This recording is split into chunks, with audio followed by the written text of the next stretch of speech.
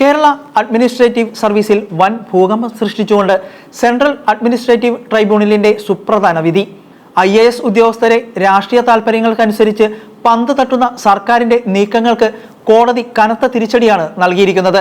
B. Ashok Kumar ഉൾപ്പെടെയുള്ളവരുടെ സ്ഥലമാറ്റ ഉത്തരവുകൾ റദ്ദാക്കിയ കോടതി എക്സൈസ് കമ്മീഷണർ സ്ഥാനത്ത് നിന്നും MR അജിത് കുമാറിനെ നീക്കാനും ഉത്തരവിട്ടു. ഈ വിധിയുടെ ഏറ്റവും വലിയ പ്രത്യാഘാതം നേരിടുന്നത് ADGP MR അജിത് കുമാറാണ്.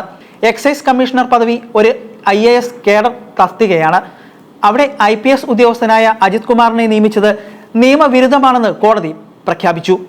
തൃശൂർ പൂരം കലക്കലും PV അൻവറിന്റെ വെളിപ്പെടുത്തലുകളും സൃഷ്ടിച്ച പുകിലിനിടയിലാണ് അജിത് കുമാറിനെ ക്രമസമാധാന ചുമതലയിൽ നിന്നും മാറ്റി എക്സൈസിൽ ഇരുത്തിയത്. പുതിയ വിധിയോടെ അദ്ദേഹത്തിന് ഇവിടെ തുടരാനാകില്ല.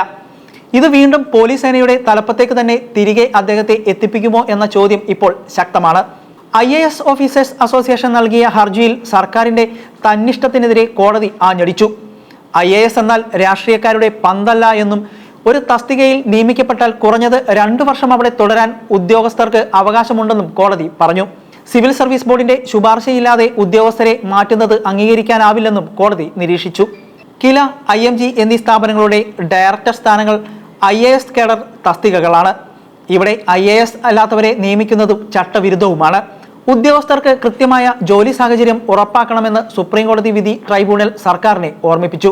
ഇഷ്ടക്കാരെ താക്കോൽ സ്ഥാനങ്ങളിൽ ഇരുത്തുവാനും അല്ലാത്തവരെ മൂലക്കിരുത്തുവാനുമുള്ള രാഷ്ട്രീയ നീക്കങ്ങൾക്ക് ഈ വിധി വലിയൊരു തടസ്സമാകും. IAS ഉദ്യോഗസ്ഥർക്കിടയിൽ വലിയ ആശ്വാസമാണ് ഈ വിധി നൽകുന്നത്. വരും ദിവസങ്ങളിൽ സെക്രട്ടേറിയറ്റിലും ഉന്നത ഉദ്യോഗസ്ഥ തലത്തിലും വലിയൊരു അഴിച്ചുപണിക്ക് ഈ വിധി വഴിതെളിക്കുമെന്ന് ഉറപ്പാണ്. ഭരണനിർവഹണത്തിൽ രാഷ്ട്രീയം അതിപ്രസരം പാടില്ലെന്ന കോടതിയുടെ ഈ താക്കീത് സർക്കാർ എങ്ങനെ മറികടക്കുമെന്ന് വരും ദിവസങ്ങളിൽ കാണാം.